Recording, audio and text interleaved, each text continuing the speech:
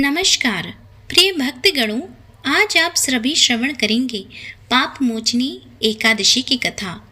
एक बार की बात है, अर्जुन ने भगवान श्री कृष्ण से कहा, हे मधुसूदन, आपने फाल्गुन मास के शुक्ल पक्ष की एकादशी अर्थात आमल की एकादशी के बारे में विस्तार पूर्वक बताया।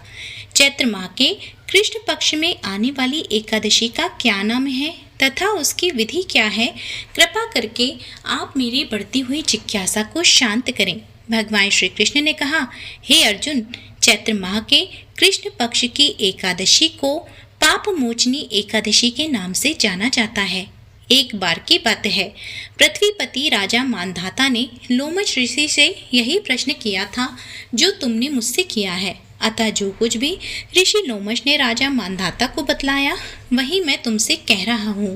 राजा मानधाता ने धर्म के गुह्यतम रहस्यों के ज्ञाता महर्षि लोमश से पूछा, हे ऋषि श्रेष्ठ, मनुष्य के पापों का मोचन किस प्रकार संभव है? कृपा करके कोई ऐसा सरल उपाय बताए जिससे सभी को सहज ही पापों से छुटकारा मिल जाए।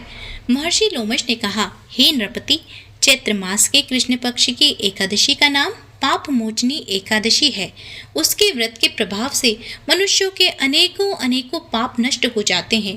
मैं तुम्हें इस व्रत की कथा सुनाता हूँ, ध्यान पूर्वक श्रवण करो। प्राचीन समय में चैत्ररथ नाम का एक वन था। उसमें अप्सराएं किन्नरों के साथ विहार किया करती थीं। वहाँ सदैव वसंत का मौसम रहता था, अर्थात उस जगह नाना प्रकार के पुष्प खिले रहते थे। कभी गंधर्व कन्याएं विहार किया करती थीं, कभी देवेंद्र अन्य देवताओं के साथ क्रीड़ा किया करते थे। उसी वन में मेधावी नाम के एक ऋषि भी तपस्या में लीन रहते थे। वे शिव भक्त थे। एक दिन मंजू घोषा नामक एक अप्सरा ने उनको मोहित कर उनकी निकटता का लाभ उठाने की चेष्टा की, इसलिए वह कुछ दूर बैठकर वीणा बजाकर मधुर स्वर में गाने लगी। उसी समय शिव भक्त महर्षि मेधावी को कामदेव भी जीतने का प्रयास करने लगे। कामदेव ने उस सुंदर अप्सरा के भ्रू का धनुष बनाया, कटाक्ष को उसकी प्रत्यंचा बनाया और उसके नेत्रों को मंजुघोषा अप्सरा का सेनापति बनाया। इस तरह कामदेव ने अपने शत्रु भक्त को जीतने को तैयार हो गए। उस समय महर्षि मेधावी भी युवावस्था में थे और काफी हष्ट पुष्ट थे।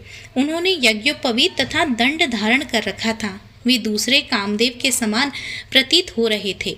उस समय मुनि को देखकर कामदेव के वश में हुई मंजू घोषा ने धीरे धीरे मधुर वाणी से वीणा पर गायन शुरू किया। तो महर्षि मेधावी भी मंजू घोषा के मधुर गाने पर तथा उसके सौंदर्य पर मोहित हो गए। वह अप्सरा मेधावी मुनि को कामदेव से पीड़ित जानकर उनसे आलिंगन करने लगी। महर्षि मेधावी उसके सौंदर्य पर मोहित होकर शिव रहस्य को भूल गए और काम के वशीभूत होकर उसके साथ रमण करने लगे। काम के वशीभूत होने के कारण मुनि को उस समय दिन रात का कुछ भी ज्ञान न रहा और काफी समय तक वे रमण करते रहे। तदुपरांत मंजू घोषा उस मुनि से बोली, हे ऋषिवर, अब मुझे बहुत समय हो गया है, कृपया स्वर्ग जाने की आज्ञा दीजिए। अप्सरा की बात सुनकर ऋषि ने कहा, हे मोहिनी, संध्या को तो आई हो, प्रातः काल होने पर चली जाना। ऋषि के ऐसे वचनों को सुनकर अप्सरा उनके साथ रमण करने लगी। इसी प्रकार दोनों ने साथ साथ बहुत समय बिताया।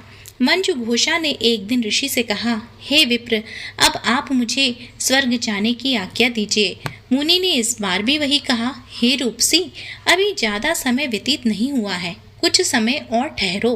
मुनि की बात सुन अप्सरा ने कहा, हे ऋषिवर, आपकी रात तो बहुत लंबी है, आप स्वयं ही सोचिए, मुझे आपके पास आए कितना समय हो गया है, अब और ज्यादा समय तक ठहरना क्या उचित है?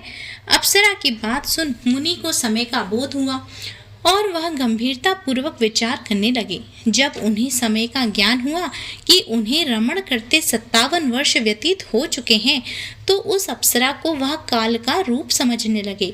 इतना ज्यादा समय भोग विलास में व्यर्थ चला जाने पर उन्हें बड़ा क्रोध आया। अब वह भयंकर क्रोध में जलते हुए उस तप नाश करने वाली अप्सरा की तरफ भ्रकुटी तानकर देखने लगे।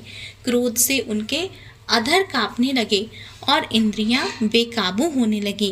क्रोध से थरथराते स्वर में मुनि ने उस अप्सरा से कहा, मेरे तप को नष्ट करने वाली दुष्टा, तू महापापिन और बहुत ही दुराचारिणी है। तुझ पर धिक्कार है। अब तू मेरे श्राप से पिशाचिनी बन जा। मुनि के क्रोध युक्त श्राप से वह अप्सरा पिशाचिनी बन गई। यह देख वह व्यथित होकर बोली, हे ऋषिवर, अब मुझ पर क्रोध त्याग कर प्रसन्न हुइए और कृपा करके बताइए कि श्राप का निवारण किस प्रकार होगा। विद्वानों ने कहा है कि साधुओं की संगति अच्छा फल देने वाली होती है और आपके साथ तो मेरे बहुत वर्ष व्यतीत हुए हैं, अतः आप मुझ पर प्रसन्न हो जाइए, अन्यथा लोग कहेंगे कि एक पुण्य आत्मा के साथ रहने पर मंजू घोषा को पिशाचिनी बनना पड़ा। मंजू घोषा की बात सुनकर मुनि को अपने क्रोध पर अत्यंत ग्लानि हुई और साथ ही अपनी अपकीर्ति का भय भी हुआ। अतः पिशाचिनी बनी मंजू घोषा से मुनि ने कहा, तूने मेरा बड़ा बुरा किया है, फिर भी मैं तुझे श्राप से मुक्ति का उपाय बतलाता हूँ। चैत्र मास के कृष्ण पक्ष की जो एकादशी है उसका नाम पाप मोचनी है। उस एकादशी का उपवास करने से तेरी पिशाचिनी की देह से मुक्ति हो जाएगी। ऐसा कहकर मुनि ने उसके व्रत का सब विधान समझा दिया। फिर अपने पापों का प्रायश्चित करने के लिए वे अपने पिता च्यवन ऋषि के पास गए। च्यवन ऋषि ने अपने पुत्र को देखकर कहा, हे पुत्र, ऐसा क्या किया है तूने कि तेरे सभी तप नष्ट हो गए, जिससे तुम्हारा समस्त तेज मलिन हो गया है। मेधावी मुनि ने लज्जा से अपना सिर झुकाकर कहा, पिताश्री, मैंने एक अप्सरा से रमण करके बहुत बड़ा पाप किया है। इसी पाप के कारण संभवतः मेरा सारा तेज और मेरे तप नष्ट हो गए हैं। कृपा करके आप इस पाप से छूटने का उपाय बताइए। ऋषि ने कहा, हे पुत्र, तुम चैत्र माह के कृष्ण पक्ष की पाप मोचनी एकादशी का विधि तथा भक्ति पूर्वक उपवास करो, इससे तुम्हारे सभी पाप नष्ट हो जाएंगे। अपने पिता च्यवन ऋषि के वचनों को सुनकर मेधावी मुनि ने पाप मोचनी एकादशी का विधि पूर्वक व्रत किया। उसके प्रभाव से उनके सभी पाप नष्ट हो गए। मंजू घोषा अप्सरा भी पाप मोचनी एकादशी का उपवास करने से पिशाचिनी की देह से छूट गई और पुनः अपना सुंदर रूप धारण कर स्वर्ग को चली गई। लोमश मुनि ने कहा, हे राजन, इस पाप मोचनी एकादशी के प्रभाव से समस्त पाप नष्ट हो जाते हैं। इस एकादशी की कथा के श्रवण व पठन से 1000 गोदान करने का फल प्राप्त होता है।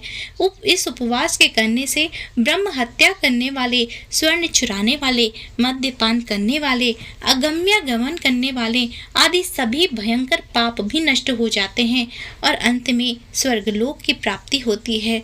तो बोलिए श्री नारायण भगवान की जय, श्री कृष्ण भगवान की जय।